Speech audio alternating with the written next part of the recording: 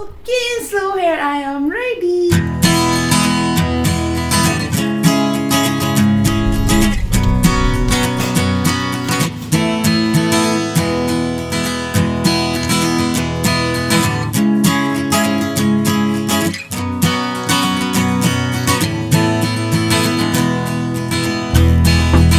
Hey guys, so अभी हम आए हैं बाहर और पहले हम गए थे डोमिनोज, तो हमने थोड़ा पिज़्ज़ा वगैरह खाया। अनिका का बहुत मन था खाने का तो उसको खिलाया। एक पीस मैंने भी खा लिया और चॉकोलावा केक खाने का मेरा मन था। फिर हमारा सडनली प्लान बन गया आइस गोला खाने का, तो हम आ गए हैं यहाँ धर्मपेट में और यहाँ आइस गोला खाने आए हैं। सुबह गए हैं यहाँ पर आइस गोला लेने। तो धर्मपेट में एक शॉप है बटुक भाई एंड सन्स, उसके ऑपोजिट में ये समर्स में लगती है ये शॉप। अनिका सोने जा रही है, अनिका को नींद आ रही है। क्लीन कर लो। Okay okay okay. सो इसके ऑपोजिट में ही है और शॉप अगर आप नागपुर में हो, समर्स के टाइम पर हो यहाँ पर, तो ट्राई ज़रूर करना, काफ़ी अच्छा होता है। मतलब मैंने ऐसा सुना है, मैंने एक बार ट्राई किया था बहुत पहले, अभी 2 साल तो हो ही गए होंगे, उसके पहले मैंने ट्राई किया था। बस फाइनली हमें मिल गया टाइम और ये शॉप भी मिल गई। सो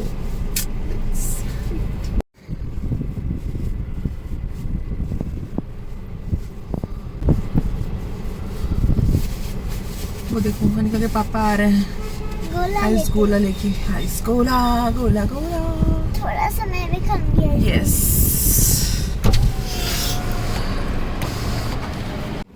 खाओ। मैं कोला खाने के बाद सूंगी। क्या बंद कर लेती है? आँख मत बंद कर बेटा। गॉड। कुछ दिनों से पैर में स्वेलिंग रहने लग गई है, तो मैं क्या करती हूँ, द मॉम्स को की ये फुट क्रीम है और इसे मैं एवरी नाइट सोने से पहले अपने पैरों पे अप्लाई कर लेती हूँ, स्पेशली फुट पर। काफ़ी रिलैक्स फील होता है मुझे और जितनी टायर्डनेस होती है ना वो ख़त्म हो जाती है इंस्टेंटली, और जो स्वेलिंग वाला सेंसेशन होता है उसमें भी काफ़ी रिलीफ मिलता है और मुझे बहुत सुकून की नींद आती है। So I guess this is a must have one. Hi guys, good morning. So अभी अनिका चली गई है स्कूल और सफल चल गए हैं ऑफिस, उसे ड्रॉप करके ऑफिस चले जाएंगे। फिर उसका जो स्कूल है वो 11 o'clock के अराउंड फिनिश होता है। तो आज मैंने ब्रेकफास्ट लंच सब एक ही बनाया। तो मैंने गोभी के पराठे बनाए थे, दोनों लोगों को पैक करके दे दिए और अनिका के लिए रखा भी है। अनिका के लिए इडली भी रखी है, जो वो आएगी तब मैं उसे फ्राई करके दूँगी तो वो खाएगी। और अभी मैं जा रही हूँ मेरा ब्रेकफास्ट करने में, बहुत टायर्ड हो गई हूँ। दिस इज़ माई ब्रेकफास्ट, यहाँ पे रखा हुआ है, देखो आप। तो अभी दूध आया था और मैंने उससे लेकर के रख दिया गैस पे, तो वो भी सिम करके रखा है, तो वो भी हो जाएगा थोड़ी देर में। आज बहुत टायर्ड फील हो रहा है, उन लोग क्या है, 6 मंथ स्टार्ट हो गया है। 6 मंथ्स में ये मेरा 2nd वीक चल रहा है अभी। ओह, बहुत थकान, मतलब मेरे दोनों पैर में लिटरली मैंने गिन के 6 पराठे 7 पराठे बनाए और उतनी देर में मेरी हालत ना इतनी ख़राब हो गई। और मैं अभी, आप देख सकते हो मैं कितनी एग्जॉस्ट फील कर रही हूँ। तो मुझे भूख भी बहुत लगी है और मेरी हिम्मत भी नहीं हो रही अभी ब्रेकफास्ट करने की, समझ में नहीं आ रहा मैं क्या करूँ। ऑल्दो सफल ने प्रिपरेशन करवा दी थी फिलिंग की, और आटा वगैरह तो मैंने ही लगाया था और कुछ था नहीं। फ्रूट्स वगैरह भी उन्होंने वॉश करके रख दिए हैं, तो अब थोड़ी देर में मुझे फ्रूट्स भी खाना है, ड्राई फ्रूट्स भी है मेरा, वो खाना है। और मुझे बहुत तेज़ भूख लग रही है। मतलब मैंने अर्ली ब्रेकफास्ट जो करती हूँ मॉर्निंग में वो मैंने कर लिया था, और स्टिल इस टाइम पर बेबी बहुत ग्रो हो जाता है और आपको बहुत फ्रिक्वेंट भूख लगने लगती जल्दी जल्दी। ऐसा लगेगा कि आपने कुछ खाया ही नहीं, हर आधे घंटे में आपको लगेगा। तो आप ऐसा कुछ खाओ कि आपको 1 घंटे तक कुछ खाने की ज़रूरत नहीं पड़े और बहुत ज़्यादा हैवी भी फील नहीं हो, एसिडिटी भी फील नहीं हो। फिर उसके बाद आप एवरी 1.5 और 2 आवर में जैसे आपको भूख लगती है, आप 1 large meal 1 short meal and छोटे छोटे से मील आप लेते रहो। जैसे कि अभी मैंने ये पराठे लिए तो मैं 2 पराठे खाऊंगी। मॉर्निंग में मैंने ब्रेड खा लिया था। फिर उसके बाद में मैं खाऊंगी ड्राई फ्रूट्स और फ्रूट्स खाऊंगी। फिर थोड़ा देर रुक करके, मतलब आधे घंटे रुक करके, मैं मेरा लड्डू जो होता है ड्राई फ्रूट वाला, तो वो जो लड्डू प्रिपेयर किया है वो लड्डू खाऊंगी और दूध पीऊँगी 1 गिलास। तो ये करते करते मेरा ना 12 o'clock हो जाता है। फिर उसके बाद में मुझे भूख नहीं लगती है, कि दूध पी लो तो उसके बाद भूख नहीं लगती है। 1-1.5 घंटे आराम से चले जाते हैं। तो फिर उसके बाद मैं कभी 1 बजे, कभी 1:30 बजे, कभी 2 बजे, जैसे जो लंच प्रिपेयर हो पाता है जिस हिसाब से, तो मैं खाती हूँ। जैसे आज मेरा लंच पहले ही रेडी, बस मुझे पराठे सेकने हैं, अगेन यही खाना है, तो मैं ये खाऊंगी। और आज मैं और कुछ भी बनाने के मूड में नहीं हूँ। आज मुझे इतना टायर्ड फील हो रहा है। मॉर्निंग में भी थोड़ा ज़ुकाम जैसा लग रहा था, हेडेक भी हो रहा था और गले में भी पेन हो रहा था। तो मे भी हो सकता है मैं लास्ट 5 to 6 डेज से AC ऑन करके सो रही हूँ। इन सब चीज़ों का भी साइड इफ़ेक्ट हो सकता है, बट व्हाट टू डू। इतनी गर्मी हो गई है, आप देखो कितनी गर्मी है, इतनी गर्मी मम्मी। हाँ, मैं क्या करूँ। कल मेरी मम्मी से भी बात हुई थी, तो मम्मी पापा शायद मई में आ जाएंगे यहाँ पर, और मई में तो आ ही जाएंगे। पापा कह रहे थे मई में आ जाएंगे, मैं उनको जून में बुला रही थी कि आप जून में आ जाओ, तो जो एंड का मेरा टाइम रहेगा वो हो जाएगा। लेकिन पापा का कहना है कि नहीं, मई में आएंगे, क्योंकि फिर उसके बाद में एंड का जो डिलीवरी का टाइम होता है वो थोड़ा सा अप डाउन होता है। कभी प्रीपोन हो सकता है 2 वीक्स, कभी पोस्टपोन भी हो सकता है। तो प्रीपोन हुआ तो बहुत दिक्कत हो जाएगी मुझे अकेले, तो they have to be here. तो दे वर सेइंग कि अनिका के बर्थडे के अराउंड वो आएंगे यहाँ पे। सो अगर आ जाते हैं तो बहुत अच्छी बात है, मेरी तो बहुत हेल्प हो जाएगी। एक हेल्प के साथ साथ क्या होता है यार कि एक मेंटली सपोर्ट भी चाहिए होता है। ये ऐसा टाइम होता है ना प्रेगनेंसी का, आप लेडीज़ हार्ड से हार्ड मोमेंट, हार्ड से हार्ड सिचुएशन अकेले मैनेज कर सकती हैं। उनके अंदर इतनी स्ट्रेंथ, इतनी कैपेबिलिटी होती भगवान ने कूट कूट के भरी होती है।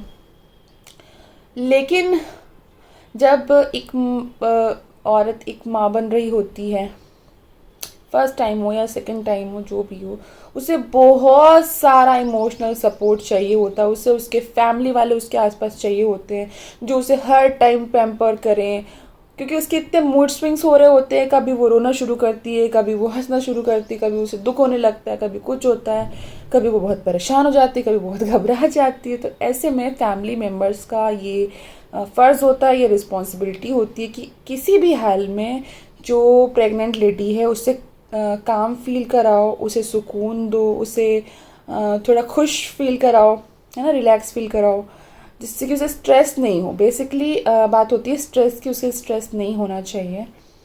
तो यहाँ फैमिली का एक बहुत बड़ा रोल होता है, जो कि आजकल लोग समझ नहीं पाते। पहले तो जॉइंट फैमिली होती थी तो झक मार करके लोगों को करना ही पड़ता था, भाई क्या कर सकते हैं, छोड़ नहीं सकते हैं, तो सुननी ही पड़ती थी। लेकिन अब न्यूक्लियर फैमिली हो गई हैं, लोग सब अपने घर से अलग अलग रहने लग गए, तो फैमिली ने भी अपनी रिस्पॉन्सिबिलिटी छोड़ दी है। लाइक उनको कुछ मतलब ही नहीं है अपने बच्चों से कि क्या करना है। सो ऐसे में वाई ऑलवेज मायका कम्स, मतलब हमेशा मायके वाले, हमेशा एक प्रेग्नेंट लेडी जो उसके मम्मी पापा उसके घर वाले ही क्यों आए बीच में, क्यों आए, क्यों करें। हाँ, नहीं कोई करेगा तो ऑब्वियस उनको तो करना ही पड़ेगा, वो तो करेंगे भाई, उनके बच्चे हैं तो वो छोड़ तो देंगे नहीं। बच्चे कितने भी बड़े हो जाएं, कितने भी बड़े हो जाएं, कितने भी ज़्यादा आगे निकल जाएं, लेकिन एक मम्मी पापा के लिए उनके बच्चे बच्चे ही रहते हैं। बट ये ससुराल वाले नहीं समझते हैं, टू बी वेरी ऑनेस्ट, कि सच में ससुराल वाले नहीं समझते। मेरे केस में तो यही है, और मैं क्यों झूठ बोलूँ, जो है सो है। और बहुत सारे क्वेश्चंस मुझे आ रहे थे, मतलब इनडायरेक्ट वे में। सो मैंने सोचा, मैंने भी सोचना शुरू किया कि यार सच में फर्स्ट प्रेगनेंसी भी थी, तो I was alone through out my pregnancy. I was alone. शुरुआत में मेरी मम्मी थी मेरे पास में, फिर उसके बाद से 4th मंथ से तो मैं अकेली ही थी। फिर जब एकदम 38 वीक क्रॉस हो गया था, देन उसके बाद में मेरी फैमिली आई थी और आते ही डिलीवरी हो गई थी मेरी। फिर उसके बाद अभी ये जो प्रेगनेंसी है इसमें भी I am alone and like always. तो स्टार्टिंग में मेरे मम्मी पापा आए थे, आपको पता ही है, वो 1.5 मंथ रह के गए मेरे पास, because I got admitted to the hospital, और मेरी जो कंडीशन थी वो थोड़ी सी सीरियस थी। दिल में बड़ी सारी बातें हैं, जो कभी कभी ओवरफ्लो हो जाती हैं और बाहर निकल जाती हैं। ठीक है, निकल जाना चाहिए, मन में मत रखो। मेरा ऐसा कहना है कि मन में नहीं रखना चाहिए, और ऐसे मोमेंट में तो मैं तो नहीं रखूँगी मेरे मन में। तो मैंने सोचा कि भाई चलो ठीक है, मेरे पास कोई हो ना हो, बट मेरी यूट्यूब फैमिली है, आप लोग इतना ध्यान रखते हो, मुझे दिखता है यार, मुझे समझ में आता है आप लोग कितनी केयर करते हो, आप लोग मेरे साथ बने हुए हो। मतलब मैंने बिल्कुल डिफरेंट कंटेंट बनाना शुरू किया, व्लॉग्स बनाना शुरू किया। मेरे चैनल पे कभी व्लॉग्स नहीं होते थे, और मुझे व्लॉग शूट करना भी नहीं आता था, कैसे क्या करते मुझे समझ में नहीं आता था, but still I am trying to cover each and every portion in a best way, कि आपको अच्छा लगे, मज़ा आए, आपको कुछ इन्फॉर्मेशन मिले उस ब्लॉग से। ऐसा नहीं कि फर्जी कुछ भी डाल दिया है। सो आप लोग भी बहुत कोऑपरेट कर रहे हो मेरे साथ में, और इतना केयर शो करते हो कि आप रेस्ट करो दी, अपना ख्याल रखो दी, टेंशन मत लो दी। तो मुझे वो सारे कमेंट्स पढ़ के, वो सारे मैसेजेस पढ़ के, वो डीएम मैसेजेस पढ़ के मुझे बहुत अच्छा लगता है। मैं हर बार मैं समय से रिप्लाई नहीं कर पाती हूँ, कभी कभी मैं रात को सोने से पहले देखती हूँ ये मैसेज, कभी कभी ऐसे काम करते करते मैं मैसेजेस देखती हूँ, आपके टेक्स्ट पढ़ती हूँ। मैं समय से रिप्लाई नहीं कर पाती, लेकिन मैं आप लोगों की केयर को ना अंडरस्टैंड कर रही हूँ, और मैं बहुत खुश हूँ।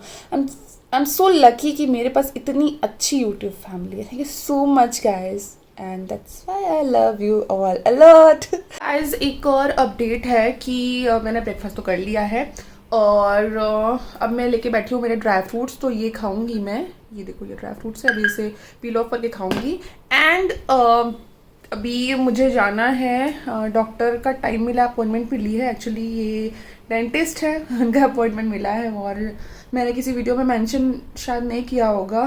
तो मेरा ये साइड का जो टीथ है ना, तो इस पे कैपिंग थी और वो कैपिंग निकल गई है। तो मैं इस समय खा नहीं पा रही हूँ, बहुत मुश्किल हो रही है खाने में, स्पेशली ये जो च्यू करने वाली चीज़ें होती है ना, मैं बिल्कुल भी नहीं खा पा रही हूँ। बहुत मुश्किल से वन साइड से खाती थी, टाइम भी नहीं मिल पा रहा था डॉक्टर के पास जाने का। फिर लग रहा था कि डॉक्टर स्विच करना है कि क्या करना है, क्योंकि इसके बाद अब मैं जा ही नहीं पाऊँगी। अभी जो मेरी कंडीशन चल रही है, तो नेक्स्ट में जा नहीं पाऊँगी डॉक्टर के पास में। So all I have to do कि मुझे अभी जाना पड़ेगा और ये कराना पड़ेगा एज सुन एज पॉसिबल, क्योंकि इधर फिर वो क्या होता है, गम स्वेल हो जाते हैं, स्वेल होने लगते हैं, और वो पूरी अपनी प्लेस ले लेते हैं टीथ पे। सो बाद में मुझे बहुत दिक्कत हो जाएगी, क्योंकि मुझे अभी स्प्राउट्स भी खाने हैं, और मैं स्प्राउट्स नहीं खा पा रही हूँ बिल्कुल भी। और नहीं खाया तो उससे बहुत वीकनेस भी रहती है। वो खाना बहुत इंपॉर्टेंट होता है, जो सोक किया हुआ चने मूंग वगैरह होते हैं, वो बहुत इंपॉर्टेंट होते हैं। सो मैं जा रही हूँ रेडी होने, और बिल्कुल अभी निकलना है। अभी देखो 10 o'clock हो गए हैं, 10 मिनट में निकलना है। तो मैं रेडी होती हूँ, निकलती हूँ, और क्या अपडेट होती है मैं आपको बताऊँगी इवनिंग में डॉक्टर ने क्या बताया। Let's hope for the best. कौन से डॉक्टर के पास जा रहे हैं? किसी के पास? खानदानी? उनकी फाइल वाइल भी लानी थी क्या? एक पर्चा जो बाहर पड़ा था वो रख लिया मैंने। ना ये दांत में कहाँ प्रॉब्लम है? कैप लगी थी उसमें थोड़ी ना प्रॉब्लम है, रिवर्स साइड में टूट गया है ना पूरा, जो उन्होंने बनाया था। तभी थोड़ा सा प्रेशर रहता है ना सर पे।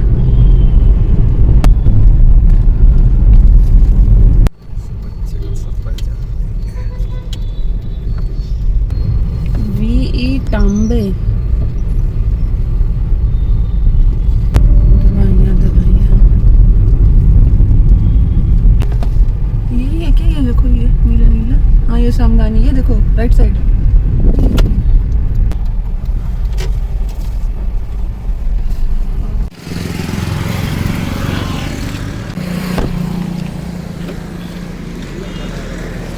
बताऊंगी नहीं, दांत टूट गया है।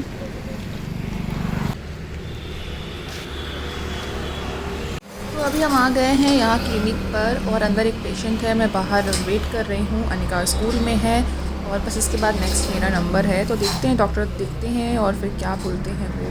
तो ये रहा क्लिनिक, ये मैं, ये मेरी स्माइल जो कि मास्क में दिखाई नहीं दे रही है। तो अभी दांतों को क्लीन किया गया है, कैविटी क्लीन हुई है, और डॉक्टर ने बोला कि इनले करना पड़ेगा। लेकिन अभी क्योंकि मैं प्रेग्नेंट हूँ, और अभी वो बिल्कुल भी कोई ट्रीटमेंट नहीं कर सकते हैं, कोई मेडिसिन नहीं दे सकते, इंजेक्शन नहीं दे सकते हैं। तो मैं यहाँ फंस चुकी हूँ पूरी तरीके से, अब क्या करें।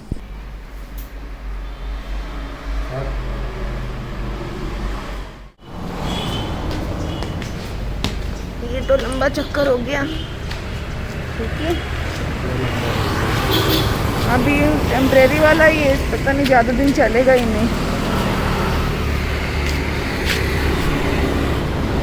आ गई हैं स्कूल से घर। अनिका क्या खा रही हैं? कैंडी। और अनिका की इडली फ्राई रखी है वहाँ पे, जो अनिका को भी खाना है ना? खाना है या नहीं? So how was your day? School day. लेकिन सारे बच्चों ने मुझे बहुत धक्का दिया, बहुत मारा, बहुत गुस्सा किया। मैंने मैम से बोला इनकी कंप्लेन करो। हाँ, ये मुझे मारते हैं। आपने तो नहीं मारा ना किसी को? पहले आपने मारा क्यों? और मैम ने डांटा भी, मारा भी और मंकी वाले रूम में बंद कर दिया। आपको? जो जितने भी दोस्त थे उन सबको, जिनने मुझे मारा उन सबको बंद कर दिया। बहुत रोए थे, बहुत रोए। बहुत रोया मेरा बेबी। मेरे दोस्त भी रोए, मैं भी रोई। दोनों लोग रोए। पापा को आपने बताया क्या? बताना चाहिए था। नहीं बताना चाहिए। मुझे बताना चाहिए था। क्या बताना चाहिए था? क्या बताना चाहिए था? और क्या नहीं बताना चाहिए था ये बताओ। दादा दादी नहीं बताना चाहिए था। मैं सही बता दिया मैंने। झूठ नहीं बोला। हाँ, झूठ नहीं बोलना, कभी झूठ नहीं बोलना। किसी से डरना नहीं। कोई मारता है, पीटता है, उसको कुछ नहीं करो, मैम को बोलो। और जब कोई ज़्यादा करता है, मैम वहाँ नहीं है,